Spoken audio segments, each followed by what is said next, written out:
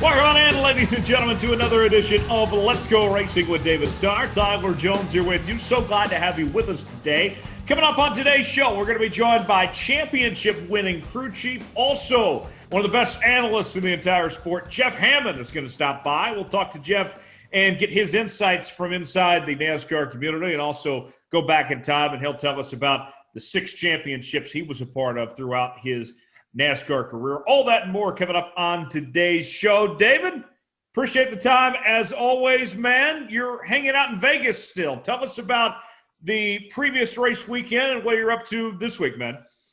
Well, man, you know, we raced here in Las Vegas on Saturday. Didn't have a very good race. Didn't have a chance to change the seat in my car. I was a little bit uncomfortable with this car. Carl Long decided to run a Ford. We ran a Ford instead of our Toyota Supra. And, man, a lot of changes for us. But all in all, car was pretty good. It was fast. It handled good. We made some adjustments during the pit stops. But, man, just didn't have any luck fall our way. We got lapped and was going to take a wave around to get back on the lead lap. And then we didn't have enough fuel to do that. And next thing you know, towards the end of the race, we saved a new set of tires, and they had a wreck on the back straightaway. I think a couple leaders got together, and it was no big deal. I was off the gas, got past it, was getting back in the gas, got hit from behind, and, man, that new set of tires lasted 2 laps. So once we came back in and put on a set of scuffs, we were just trying to get to the end of the race. It just wasn't one of our better races, but, you know, it's just sometimes that happens, and looking forward to getting to Phoenix and racing there. So, yeah. Yeah, and this race was won by A.J. Allmendinger. David, I know you've always liked A.J. and that colleague crew. You know, for him, it looks like he's figuring these ovals out here. Man, A.J.'s a great race car driver. Hey, just look at his career and what he's done. I mean, people consider him a road racing ace, but he's just very talented. No matter if it's a 1.5 mile Daytona, road courses, the guy can get it done, you know, and you put him in a college race car. I mean, they got great equipment affiliated with Richard Childress Racing. He's always the guy when he's racing in the Xfinity Series. He's always the guy that's has a shot at winning, and wasn't a big surprise to see him win the race. You know, being out there with him and seeing how good he was, I wasn't surprised that he won the race. But, man, very talented, that team, that organization. You know, they're a championship caliber team, and no surprise to me that A.J. won the race. Oh, yeah. And for those that are listening out there, quick reminder that you can subscribe to Let's Go Racing with David Starr. New episodes out each and every week on Apple, Spotify, and Google Podcasts, as well as the video version on YouTube. And if you're watching the video version, you can see Dominic Aragon in his Whataburger polo, looking very bright and spiffy this week. Dominic, thanks for joining us as always. What's going on, man? Of course, Tyler. I'm really happy with this shirt that we have, the Whataburger polo. But no, really, there's some 2 cool milestones I think to pass along with everybody, because we've been doing this now 15 episodes. I can't remember where I read this, but most podcasts that are on any kind of major platform, half of all podcasts don't even make it past the 14th episode. So, guys, we're in that top half of podcasts. And then what was really cool over the weekend, too, is we hit 100 subscribers on YouTube. So we're kind of brainstorming some ideas. We want to do something a little crazy and out there when we hit our 1,000th subscriber. So give us some ideas. Shoot us a message on Twitter or email us, davidstarpodcast@gmail.com. We'd love to hear what crazy ideas you all might be able to cook up for us. That'd be great. We'd love to hear from you on those platforms, Facebook, Twitter, all that great stuff to check out for more Let's Go Racing with David Starr. Our guest today is Jeff Hammond. He's been a part of 6 Cup championships, also spent a couple decades with the NASCAR on Fox crew covering the sport alongside Chris Myers and Darrell Waltrip and Larry Mack and several others. He's been all over this thing for a long time from both aspects, and he joins us right now. Before we bring in Jeff, David, I want you to take a second to introduce the folks to Jeff Hammond. Well, man, you know, being a kid growing up and racing, I think everybody that races across America, you know, we all have aspirations and dreams. And, you know, when I turned on that ESPN channel on Sunday afternoons or Sunday morning to watch the NASCAR race after we just got through racing at our local dirt track there in Texas, you know, you always heard about this guy, Jeff Hammond. You know, he was always the guy that his car was running up front, or, you see him in victory lane, and obviously the championships that Jeff's been a part of and that he's achieved with Darrell Waltrip. But you're honored and blessed to be able to make it to that level, not to the Cup level, but to the Truck Series and to the Xfinity Series. And you get to meet Jeff, and you understand why this guy why he's become a legend. His intensity, his competitiveness, and the knowledge that he has on race cars. And I'm what an honor it is to have Jeff on our show. But man, this guy has done so much in our industry. He's a legend. We'll see him in the Hall of Fame, I'm sure sooner than later. But, man, Jeff, just can't thank you enough, dude. What a big honor it is to have you on our podcast, and we really appreciate you. Welcome.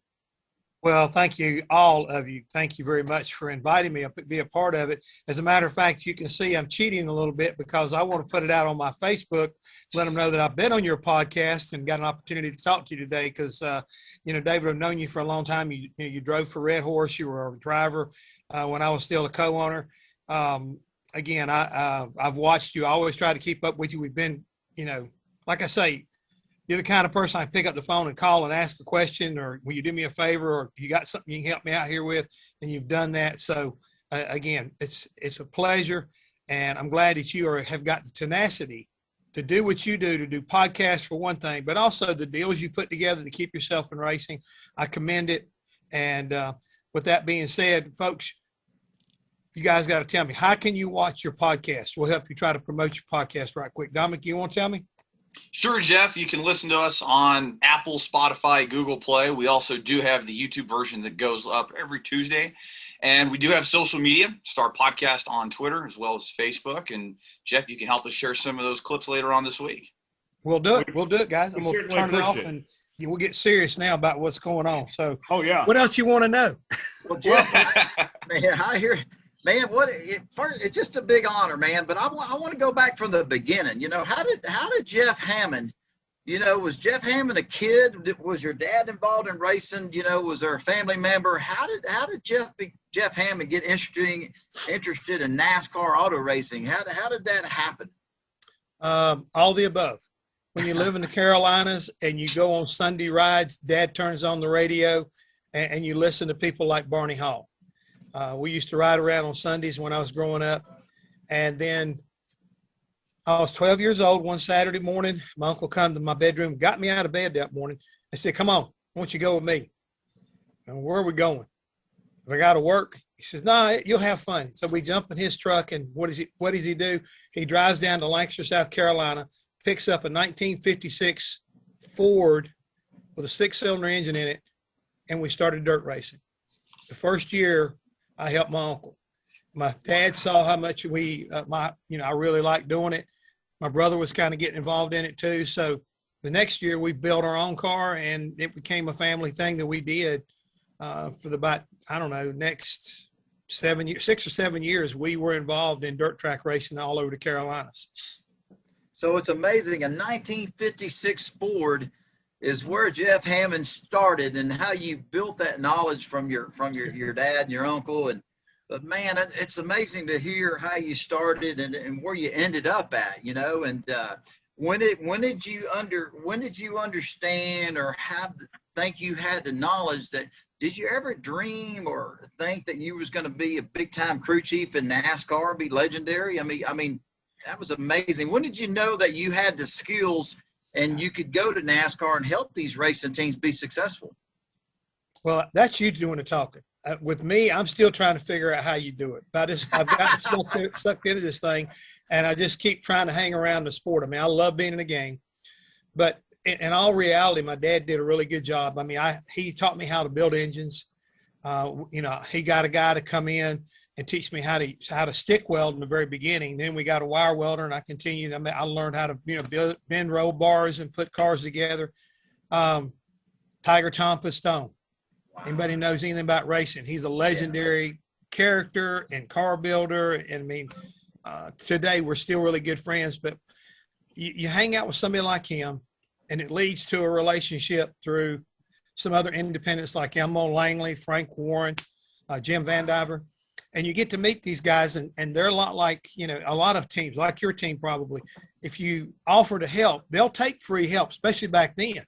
I mean, anybody would come in and clean sweep the floors, clean the car up, mount tires, dismount tires, whatever you could do to help them get to the next race. They were willing, and the big payoff was, we'll pay you way for a pit pass the next upcoming weekend if you'll drive to the race, spend your own money to get there. That's really pretty much when my career started. Which was a big deal. It was a big deal to be in a NASCAR race and be part of a racing team, wasn't it? No, you're exactly right. And that's the whole thing, is that, you just keep working at it. And I finally met up with Walter Ballard, and he had gotten a little bit of money from a company called Rust Togs, which was Ty Scott and his family. So they bought 2 cars. They bought one car from Cale Yarborough, or should I say Junior Johnson. And then they built a new car, and that came via Hutchinson Pagan. So it just escalated. It kept getting bigger and bigger. With Walter's relationship with Junior Johnson, I met Herb Nabb. Herb Nabb eventually came to me and said, hey, you can drive a truck, you can weld, you can change tires. I said, yes, sir, yes, sir. He said, well, come up to the shop. And this was after Darlington at the end of 1976. Will you come up to the shop and see whether or not we maybe can work something out? I went in that morning, and I didn't leave that night till 8 o'clock, and that's the way I got started. That's amazing. I want to go back to Walter Ballard. When I was a little boy in Houston, Texas, my dad was a crew chief for Tony Bittenhausen Jr. and Ronnie Chumley at Myers Speedway in Houston, Texas, half-mile asphalt track. And there was a guy named A.J. Foyt. We might all know who he is. He had a car that competed. Another guy named Freddie Fryer and Neil Bonnet would come down, and Bobby Allison occasionally. But Walter Ballard was from Houston, Texas. I remember as a little boy, 3-4 years old, sitting in the stands watching Walter Ballard compete against those guys. And then as I got older, I asked my dad, what happened to that Walter Ballard guy? And he said, well, he moved to the Carolinas and he's NASCAR racing, they called it NASCAR Grand National back then. And Walter did well for himself. So it's kind of cool that was your first cup team that you worked for in NASCAR, Jeff. Well, yeah, it was the one that I worked for the most over that period of time. But I'll tell you another funny. The first guy that I ever helped, and my dad helped in cup racing, was Tony Bittenhausen Jr. The Vita Fresh car. I knew Tony and helped work on his car. Again, it's a small world. And it is a small world. Really, it's given a lot of great opportunities to myself.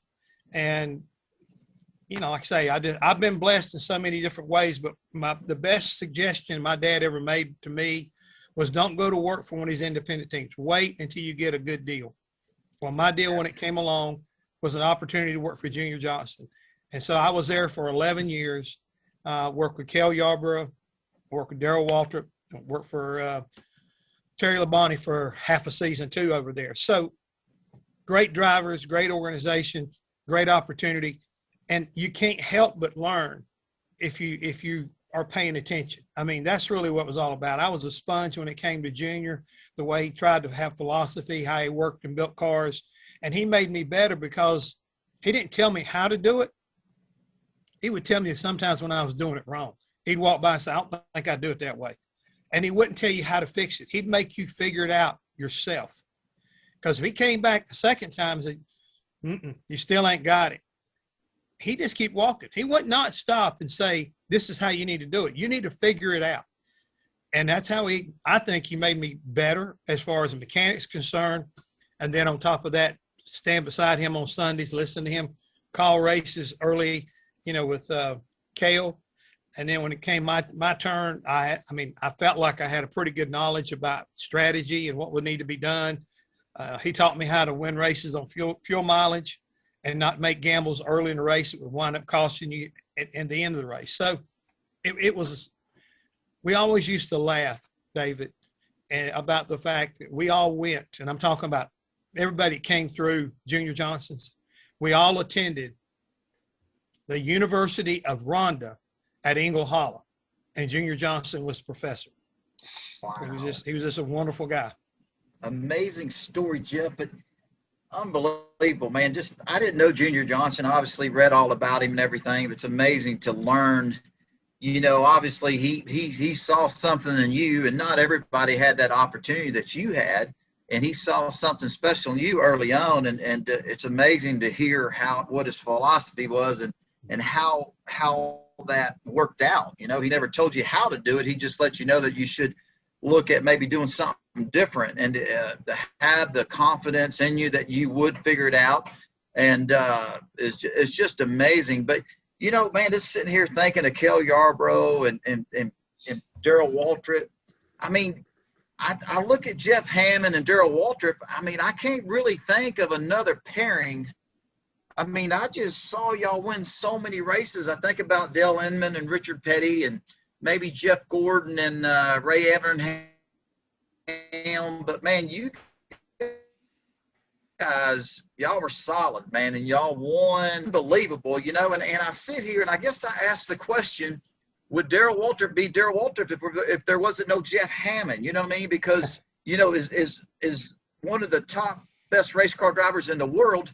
I don't care how talented you are. If you don't have something to race, if you don't have a good solid car underneath you, that's what yourself and the team you built around you there at juniors, if you don't supply that to Darrell Waltrip wouldn't become Darrell Waltrip, So that's kind of the way I see it, Jeff. Well, I appreciate you putting it in that perspective. But at the same time, trust me, Darrell Waltrip was destined to be Darrell Waltrip, okay, with or without Jeff Hammond. I mean, he would go through as many crew chiefs or personnel he would have needed to get where he needed to go. I think that I came along, and what I possessed that really set me apart from a lot of guys that work with Darrell is I would let him say what he needed to say, and I would never talk back. I mean, we had some bumped heads a couple times, but most of the time I was a sounding board, I was a coach, I was a cheerleader, I was all the things that he needed to keep him in a focus to where he could go do what he did best, which was drive race cars. He loved to hear lap times. He loved to hear people cheering him on. Anybody that's listened to the radio of Martin Truex Jr., back when he was driving the 78, and you heard Clayton Hughes, his spotter, that's the way Darrell and I talk to one another. Hey man, you're my hero, man. Just keep doing what you're doing. He liked to have a cheerleader telling him, and position number 1 to number 11, driven by Darrell Waltrip. Go get him, buddy. Go get him. You just keep him pumped up. And if things were going wrong, be willing to take whatever he's saying to you, just absorb it. We always believed that no matter what was said on Sunday was for God on Monday. It wasn't personal. It was in the heat of the battle. And whatever it took for us to get by that battle, whether we went to victory lane or whether we struggled all day long and got a top 10 out of it, we dealt with that on Monday morning in a positive manner. So I got lucky. I raised my hand at the right time to want to be Darrell Waltrip's crew chief when Tim Brewer in 1981 walked away. He went back with Cale down at MC Anderson. So the door was open, and I walked in and said, Junior, looking for a crew chief. Would you give me a shot? And fortunately for me, Junior gave me a shot. So, man, Jeff, that's awesome. I would say you win together, you lose together, and y'all had something special. Y'all knew each other that well. You knew what he needed, and you knew how to work with him and how to cheer him and give him lap times. But unbelievable, man, just unbelievable stories. It's just I just love hearing the stories. We could sit on here for hours and talk about stories, but that's pretty cool, pretty cool deal. But so what year was that, Jeff, when you became Darrell's crew chief? 1982, 3, 4? Excuse me. Yeah, it was 1982. At the end of the season, like I said, Tim Brewer and those guys, they left. And then Junior put me in charge in 1982 and took over there. We just came off an unbelievable season in 81. We won 12 races that year in the championship. But we came back the next year, whole new group, myself kind of leading it, and we won 12 more races in another championship. So it was important for us to show that it was Junior Johnson and Associates, Darrell Waltrip, and the car number 11 team that made us great. Absolutely. So you were paying attention in 1981 when y'all won those 12 races in the championship. I don't know what your role was, but you were obviously all ears and a sponge, and obviously working right in the middle of it. So you knew exactly when you got handled the opportunity what you needed to do. Well, I want to say one thing. Right. I want to say one thing. You said you were lucky, and you might put a little bit of that in there, but I think Jeff Hammond created the opportunity and the drive, and probably Junior seen what kind of passion you have, and you were driven. And I think you had a lot to do with it, having that opportunity. You know, you can call it luck, but I don't call it luck. I think you worked hard and deserved the opportunity and took advantage of the opportunities that were presented to you. So it's pretty cool, pretty cool to hear those stories and how that became about. Well, I do appreciate that. But again, I'll still say, you got to be in the right place at the right time. And the good Lord was willing to put me in a lot of the right places at the right time, around the right people. I am passionate about racing. I love racing. Always have. I guess I always will. But still, you have to be a little bit lucky to go along with everything else. I mean, I still aspire to the theory that I'd rather be lucky than good any day. There you go. That's awesome. Jeff Hammond joining us here on episode number 15 of Let's Go Racing with David Starr. Jeff, you mentioned about Darrell Waltrip and the relationship you guys had, winning that 85 Cup championship, going over to Hendrick and winning the 89 500. You go with him over to form Darrell Waltrip Motorsports, and of course you guys worked together for a long time at Fox too.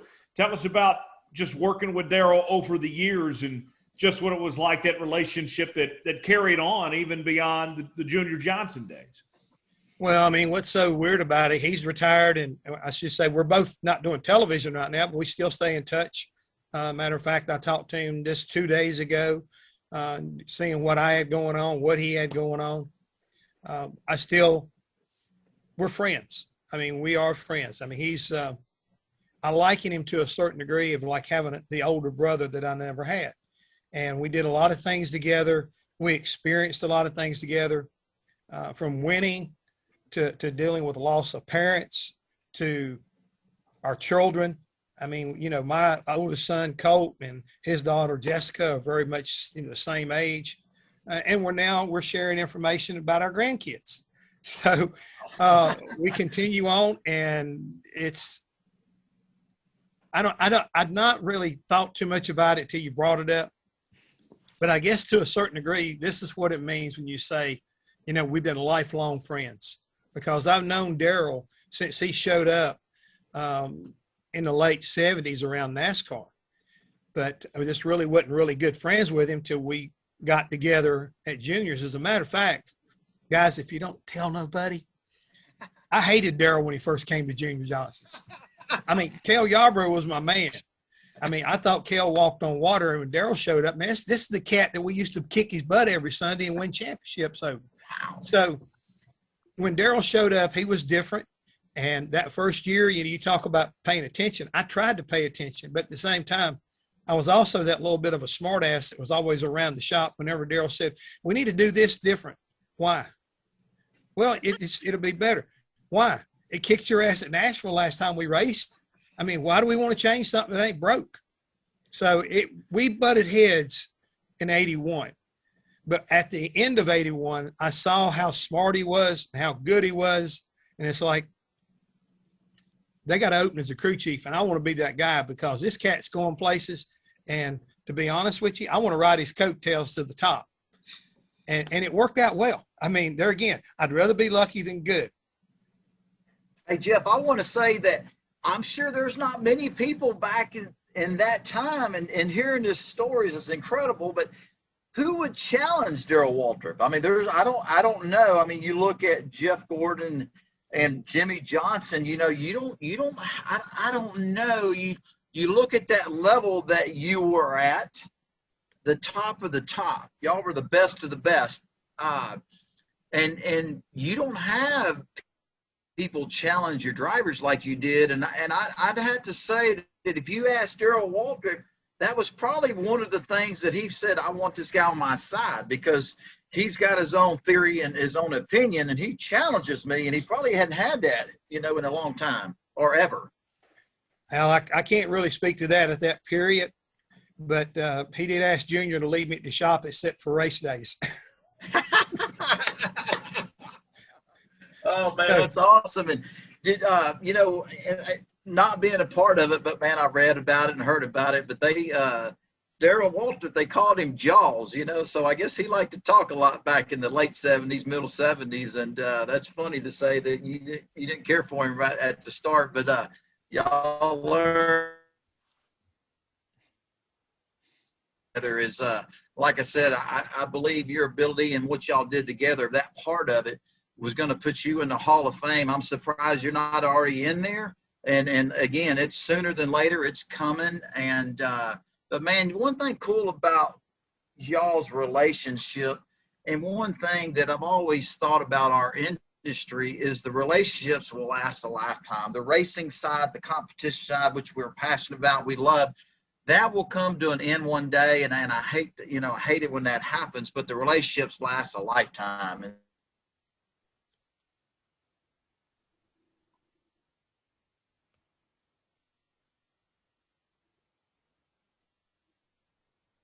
I think we lost David there for a second. We'll get him back in. But nonetheless, Jeff, David there talking about the relationships. Just tell us about those relationships, what they meant to you. Well, I think that the thing is, and what David's point is, Darrell and I had something special, but when you really step back and look at that garage area, you will see multiple relationships. I mean, two of the guys that I respected the most in that garage area when I was growing up and coming into the sport were Dale Emmon and Leonard Wood. I mean, they were just masters at what they did. And, Richard Petty was the number one guy that I grew up with, and number two was Fireball Roberts. They were my two favorite drivers. And to be able to be around Inman, see how he carried and how that team performed and how he tried to, the way they presented themselves was always important to me. And it's the same thing with Leonard Wood. The white pants, the blue shirts, the red shirts, whichever ones they wanted to wear, they were always buttoned up and they were always good. When they unloaded, you knew you had to beat that 21 car. I mean, that was a guarantee. And then you throw Bobby Allison, other people like that, Bud Moore, having the opportunity to grow up around Bud Moore, Hall of Famer, as well as, a guy who landed on Normandy, D-Day. I mean, he was just such a unique individual. But we were always friends from that point on. I mean, being in the industry as long as I've been in and watching all these guys, how they interact after all these years, it truly is like having a family reunion every weekend when you go to the track. Because you see friends, you see people that you respect, and it develops a really strong bond. And I don't care whether you're a driver or a crew member or spotter, it's the bond that you make and the bond that you create between people that lasts forever. It really does. And David, I think you're the same way. I mean, you got a lot of respect in that garage. You've been around a long time. You run all the series. Everybody knows that David Starr is a good racer. He's won races, and he's going to put forth 110% when he gets behind that wheel. And he does it in a gentlemanly way. You're always respectful. And I think that's something that goes a long way, at least for somebody like me. I look at different drivers, and the ones that are disrespectful to each other or has a demeaning type of attitude, I don't really have a whole lot of respect for them, and I don't really pull for them to have a long career. I'm just being honest with you guys. I mean, I think it's important that you always respect the people that are out there that you're racing with, number one, but you also should respect the people that have been in the sport and that will be coming into the sport and help people, support them along the way. That's just my philosophy. Well, man, Jeff, I appreciate those kind words. One of the things I was sitting here and thinking about, just hearing your stories, unbelievable. If there was a season or a race, you always remember everything, but if there was a season that you look back on, it was very special, or one that you should have won a championship and you didn't, or a special race? I know that 1989 Daytona 500 was probably really special to you, but what season stands out, or what race stands out, you know, to Jeff Hammond? Because you've done so much, you know. I mean, it's just, you know, your books, there's just so much to Jeff Hammond and Jeff Hammond's racing career. To ask you a question about what season or what race stands out, be interested to hear your you know, to hear what your thoughts are on that. Well, if I'm going to pick a season out as good as multiple seasons were, the one that I felt like we pulled the rabbit out of the hat, we actually played over our heads against the odds, is 85. Back then, you know, Elliott was coming into his own, and that Thunderbird that they were racing at that time, I mean, it was just bad fast. Right. And the Chevrolets were not where they needed to be. So we had to struggle to get wins, but we got a lot of seconds and a lot of thirds. I mean, I guess what I'm trying to say is we had a lot of top 5 finishes, and we kept the pressure on by doing that. And whenever Bill made a mistake, we were able to, you know, gain ground on him. But the weekend that really kind of, I think, defined who we were and what sticks out in my mind had to be the Charlotte race, the Coca-Cola 600, along with the inaugural Winston. And Junior really wanted to win that race. Darrell wanted to win that race. I mean, there was, you know, $200,000 up for grabs. So we built a special car for it. And we worked on it, tested it. And we came down to Charlotte, obviously passed here again on the last lap, won the race.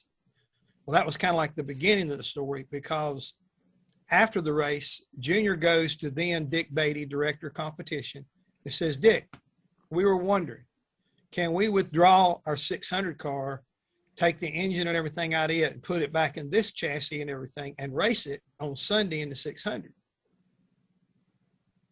Dick says, okay, why you want to do that? Well, we qualified 4th, but we're willing to go to the back if we can do that. Dick says, well, no reason why you can't. You can withdraw and re-enter. And so Junior said, okay, well, we're going to do that.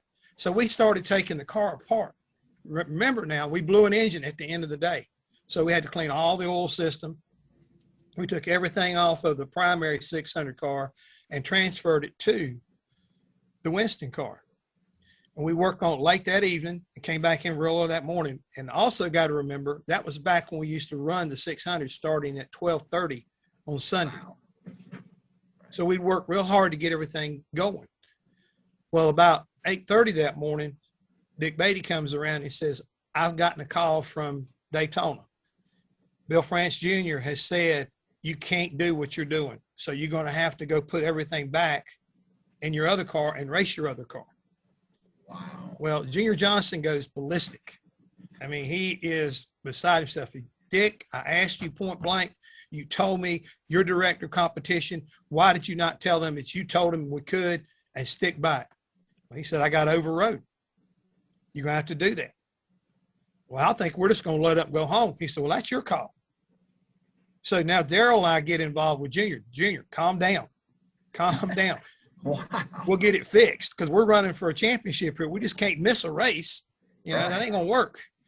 I don't care. He said, I'm ready to go home. I said, don't do that. So we get everything put back in the other car. I mean, we are busting butt, checking everything. And we had a good car.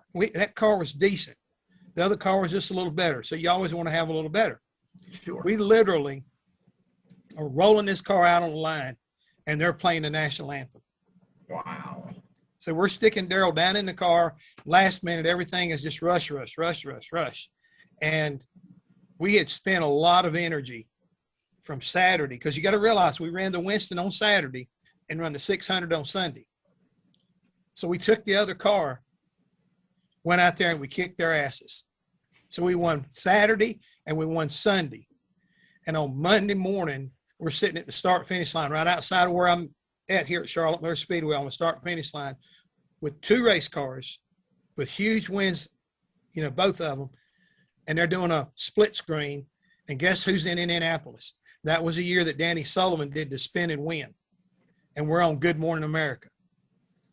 Dude, what a story, Jeff. God, that's amazing, man. So, but I mean, that was the whole season, David. I mean, that was the catalyst of saying, don't tell us we can't. Because we won Coca-Cola race, and then we came back and won Rockingham late in the year, and we overtook Bill Elliott and wound up taking the championship away from him after he had like 9 or 10 races, 11 races, something like that. He'd won that year. Amazing, unbelievable, man, for Dick Beatty to get the call from corporate, from NASCAR, tell them, hey, they can't change the cars, and then Junior being madder than hell. And then you and Darrell had to go to your car owner and say, we can do this, Junior, we can do it. Mm-hmm. Man, what a story. And then the effort that yourself and your team put together to even have the car, to get it turned around and to get it on the starting grid during the national anthem, then to win that race, amazing, man. Wow. Unbelievable. Like I say, you don't make it up, but it's just, that's the way it happened. That's the way it played out. And, when it was all said and done, I think we felt like we could climb Mount Everest if we needed to.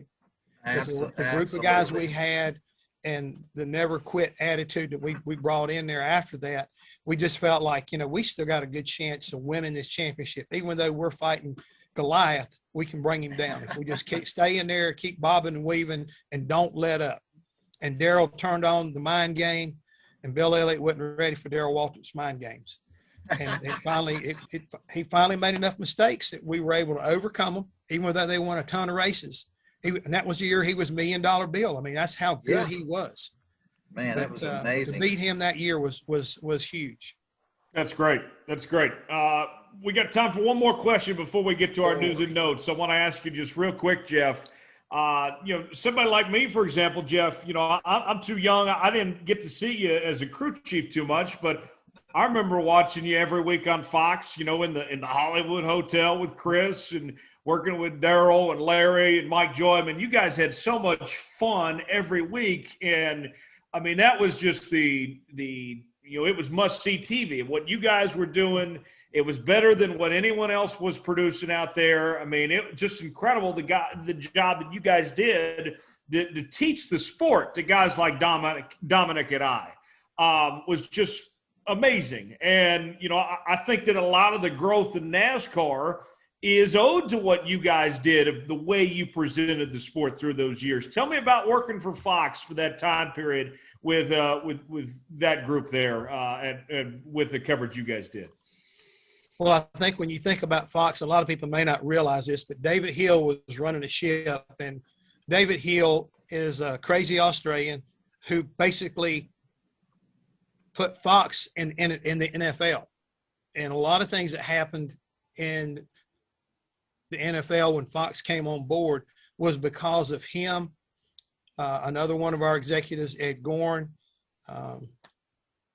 Bill Brown, and I'm gonna leave somebody out here, but those three guys, they made it happen. And it was all about personalities and trying to put people in positions that they knew what they were talking about. And I think if you look at the group that's still there today, from Terry Bradshaw, the entire group were ex-players with championships and wins. And that's what they try to do with us. I mean, they bring in Mike Joy, who was, second to none when it comes to being an announcer. You put Larry Mack up there. He's worked and won races with Dale Earnhardt and Davey Allison and Ernie Irvin. You got me working down there in the hotel with Myers, who knew nothing about racing, but he's a great traffic cop. He knew how to ask the questions that a lot of fans would be wondering.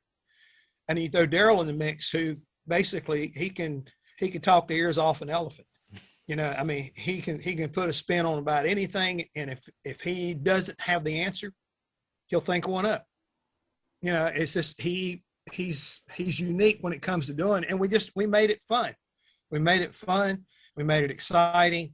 And I think that was all a tribute to the executives that put us in that position, and brought in great people to work on pit road, Steve Burns. This Dick Berggren. You go down that list, and Matt Yoakum, I don't leave anybody out, but that's, that was it. I mean, that was the reason why we were able to capture, I think, the viewing audience, because they had never seen racing the way we tried to show it. And we had never been shown a car, that's cut apart so you can understand what's going on. Because anytime anybody got close with a camera in the garage area, people were covering it up because they didn't want to be seeing it. But we created one that generic parts, but the fundamentals were there. So we were telling the 101 to Grandma Moses sitting over in the corner to where she could understand it. That was the other thing, is be able to tell why and explain why in such a way, dumb it down, take all the technology terms out of it. And if you're going to use a wedge term, make sure you're able to explain, oh, that's the amount of space you got underneath your right rear tire. And if you run a little angle there, that's what you call wedge, which tells you how the weight distribution is on your race car. So trying to create all that and realize you got a short window to say what you got to say, be precise, try to alleviate, because if you knew, you wouldn't be asking. So get to the point, say what you got to say, and move on. Never went to broadcast school. We all learned from one another. We had great producers and directors. So it happened. I mean, that's all I can say. And I'm just so excited when I look back and I think about, I was a part of that. I'm just as proud of that as my 11 years at Junior Johnson, my time I spent at Rick Hendrick, Jack Roush. I mean, you go down the list, the people I've been blessed to be able to work for, the drivers I've been around. I mean, I knew after working 7 races with Kurt Busch at Jack Roush, I knew that cat could win a championship. I was in Vegas later on that year when the season ended. I went out there and Kurt asked me to come to one of his fan club dinners and celebrations. And I told him, I said, he's going to win a championship. The cat's too darn good. He's got a feel like Darrell Waltrip. He's got a tenacity like a Cale Yarborough. He will get it done. And he's done that. He's had his ups and downs, but he's a hell of a race car driver. That's awesome. That's great. All right, a few more things before we go. Let's get to our NASCAR news and notes. Dominic, what a win for Kyle Larson to get back into victory lane last Sunday. Absolutely. 4 different races to begin the 2021 NASCAR Cup Series season, and we have 4 different winners. So Kyle Larson took the checkered flag at Las Vegas Motor Speedway in the Pennzoil 400, ending Joey Logano's run at a possible three-peat in the NASCAR race. So that makes Kyle Larson, Christopher Bell, Michael McDowell, and William Byron your winners in 2021 thus far. Jeff, we'll start with you. What's your reaction to Kyle Larson getting it done and having the 4th different winner for the first 4 races here?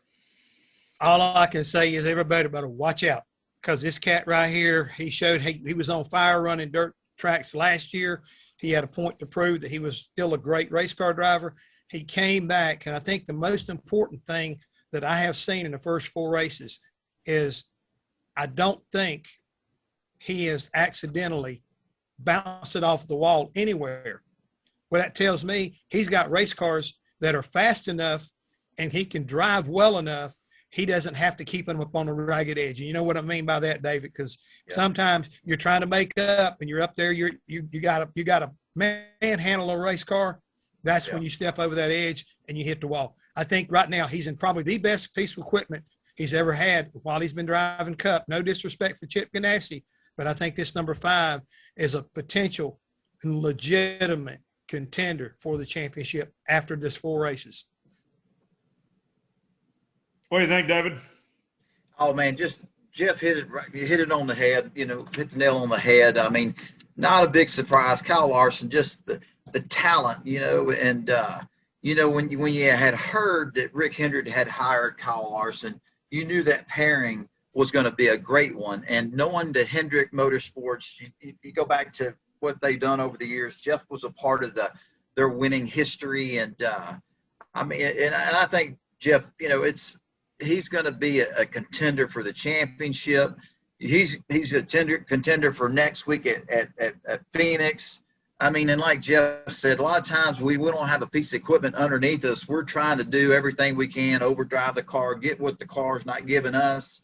You bounce off the wall. You're just doing all you can. And this guy, I mean, he was a class of the field Sunday. It was impressive to watch, but not surprising at all. And I look for him to win many, many more races in 2021, and he will be a contender for the championship, no doubt about it.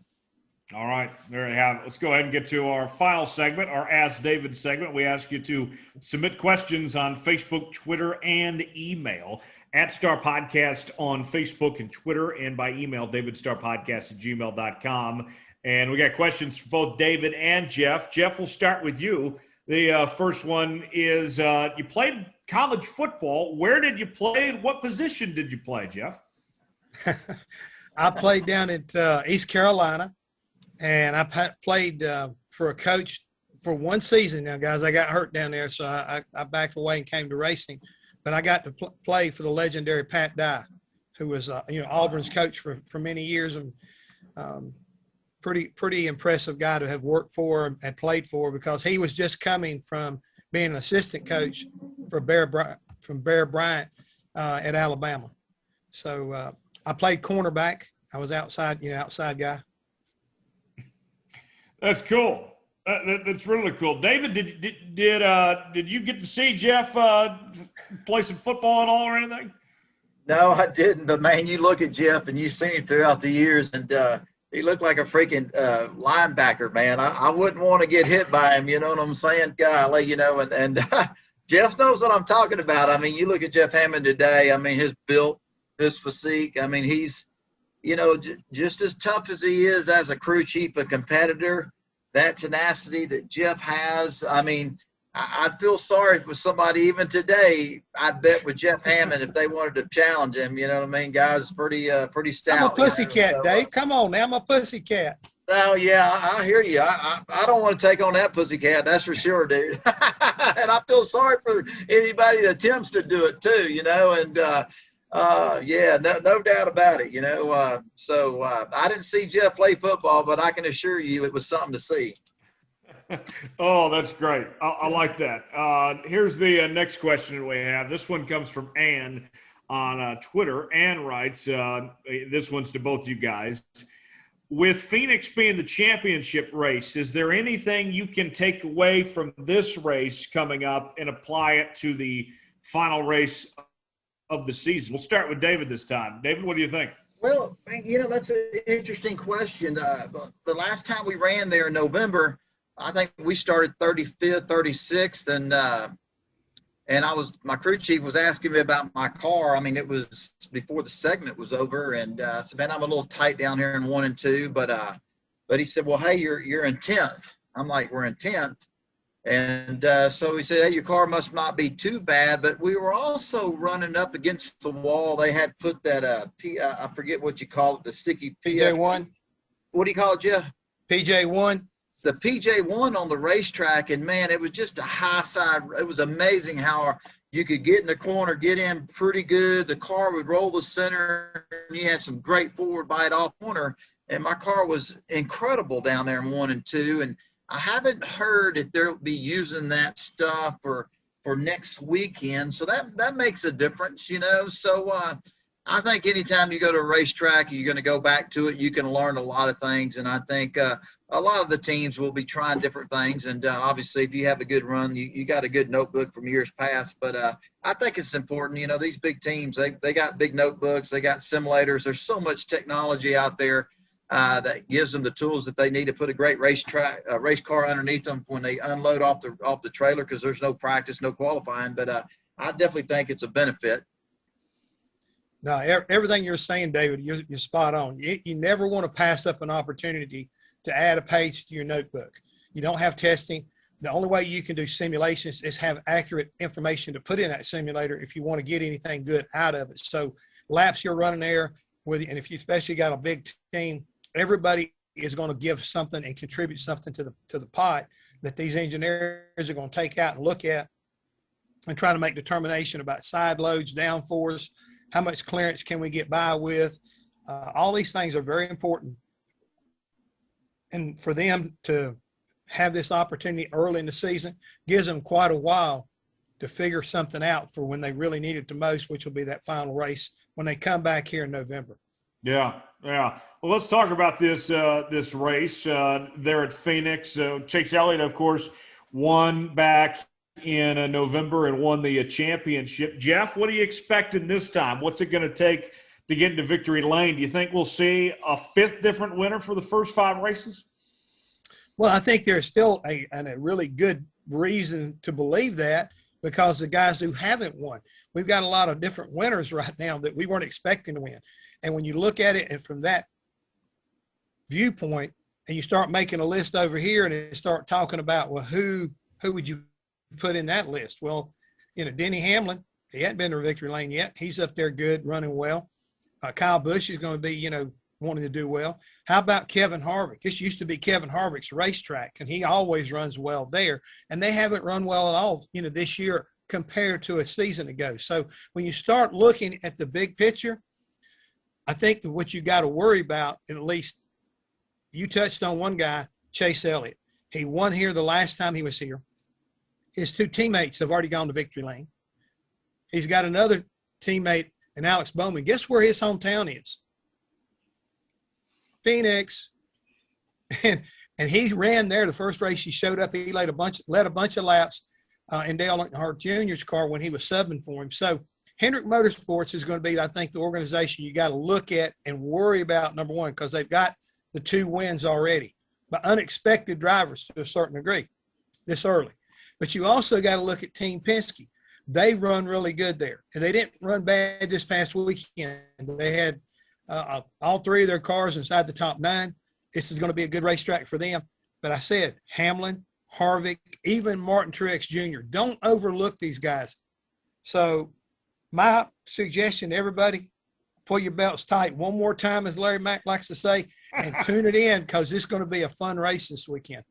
I love it. David, what do you think? Who are the guys you're looking at to contend on Sunday? Man, just everything Jeff was saying, you look, like Jeff was saying, you look at the guys, you look at the Stuart Haas, Kevin Harvick, that was his place, and seemed like since the season started in 2021, the Stuart Haas cars aren't what they've been in the past. So I look at Kevin to have a good run.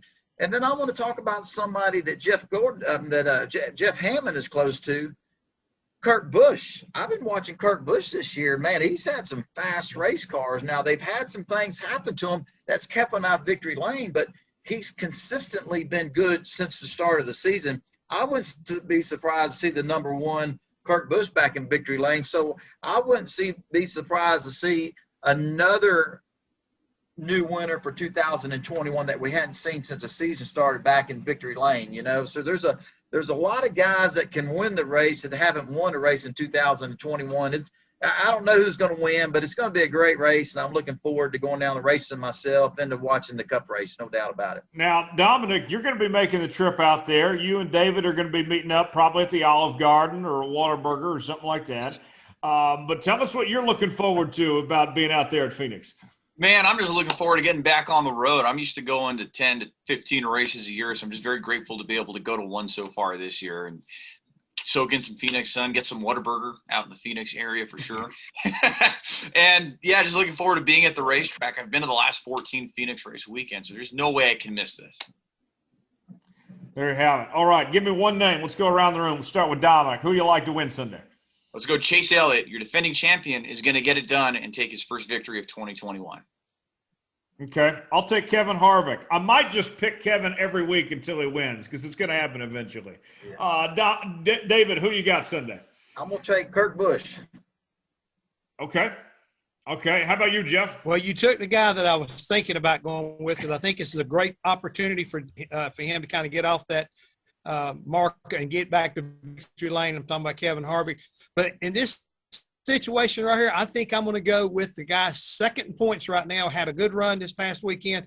How about Brad Keselowski for Team Penske? Absolutely. Ooh, I like that. I like that. That sounds good too. All right, guys, real quick. Go ahead. I want to say one thing. I've got my camera rolling again because I know we're getting close to the end of the show. It's been a pleasure being here. But Dominic, one more time, or David, y'all tell me how we can find this podcast because I think we had a lot of fun here today. I think the viewers, my Facebook folks, would love to see it. Absolutely. Look us up on Twitter, David Starr Podcast. You can find us on YouTube as well, the video version, so they're going to see you with your iPhone sticking out there. I think that's pretty awesome. As well as Spotify, Apple, Google Play. You have all the major platforms there. You can also email the show at davidstarrpodcast@gmail.com. Yeah, there you have it. Let's thank you go for having racing. me, too. Jeff, Absolutely. Before we go, Jeff, just tell us what you're up to. I know that these days you have the great Sirius XM radio show you're doing. We hear you and Brad Daugherty having a good time, and you're still, last year you were working with a truck team and such. What are you just up to nowadays? Where can people catch up with you? What you're up to now? Well, I am still doing the late shift with Brad Gilley on Sirius XM Radio 90. And at the same time, when I get done with you guys, I'm going to walk over to the other studio. I'm actually at the PRN studio now, and I'm going to do pit reporters with Brett McMillan. So it'll be airing, later on. So I'm staying busy there, and I'm also still in the cattle business, trying to make good hamburger for Whataburger. Been counting cows and taking care of mama cows the last few months. Got 35 head on the ground right now, 35 baby calves so far, and our herd is building back up. I guess we're up over 100, 120 head, so that keeps me busy. But we're also working a lot of other things, and that's what this Facebook's all about, just trying to get people out there to know that we're still in the game, and we want to stay in the game. I like it. That's great. David, you're still in Vegas. When you making out to Phoenix there? And we'll be headed out Thursday afternoon. We're still here working on our Phoenix car, and here in the garage area here at Las Vegas Motor Speedway, the racetrack's been nice enough to let us stay here and work, and looking forward to getting to Phoenix. But I wanted to say, hey, Jeff, I wanted to tell you again how much we appreciate you joining us. Man, our fans that listen to our podcast, they're going to love to hear your stories. And, man, what an honor it is to have a future Hall of Fame crew chief and to do everything you've done to join us and share a lot of your stories with you. It's been very, very educational. I've enjoyed it. So we really appreciate you, buddy. So thank you. Well, it's a pleasure. And again, I can't tell you how much fun I had when you drove for us at Red Horse and the friendship that we developed. Yeah. And I wish you well this weekend. If you keep having trouble, some of them guys can't figure gas and everything, call me and I'll come out there and I'll crew chief or be an engineer up on the box. I mean, I love doing that and trying to keep up because you run better sometimes than where you finish. And I know that. And if I could help you get better, let me know. I would be glad to come once again, dust off my old wind up watches and sit up on that box and help you out. It would be to our benefit to make that phone call, I can assure you. Oh, that'd be great. I'd love it. Let's make the reunion happen. Dominic, what's going on in the Racing Experts this week? Just follow our coverage along at the racingexperts.com, our daily updates of what's going on in the sport. As well, guys, as we're starting weekly giveaways with the Star Podcast social media. So there's autographed photos. If you're watching the YouTube version, you're seeing the little photos that we have right now. You can win one of 4 autographed David Starr photos. We're going to be doing this every week, so be sure to stay tuned for that and how to be eligible for all that. So a lot of fun stuff here down the pipe. Oh, yeah. This has been fun, Jeff. We appreciate you joining us. Coming full circle, I don't know if you remember this, Jeff, but about 10 years ago on my own podcast, I was about 15 years old, and somehow I got a hold of you, and you came on my show, and were one of my first big interviews. And so it's a pleasure catching up again after all these years. So don't be a stranger. You're welcome back anytime. Well, guys, I really do appreciate it. I've enjoyed this past hour, and I'm glad you stuck with what you were good at. You had a good show then, and I'm glad right now you've continued on. You've helping keep David straight. And again, I love it when I see people who have found our sport, David. I mean, these guys right here, they're the future. They're the ones that's going to keep people out there educated and informed. And, let's face it, we don't all sit in front of televisions. You got to get it out there where they can reach it on their phone, iPhone or iPad, as well as out on their computers and stuff. So keep up the good work, guys. Appreciate it. On that note, we got to go. For David Starr, Dominic Aragon, Jeff Hammond, I'm Tyler Jones. We'll put the checkered flag out on episode number 15 of Let's Go Racing, and we'll see you next week. So long, everybody.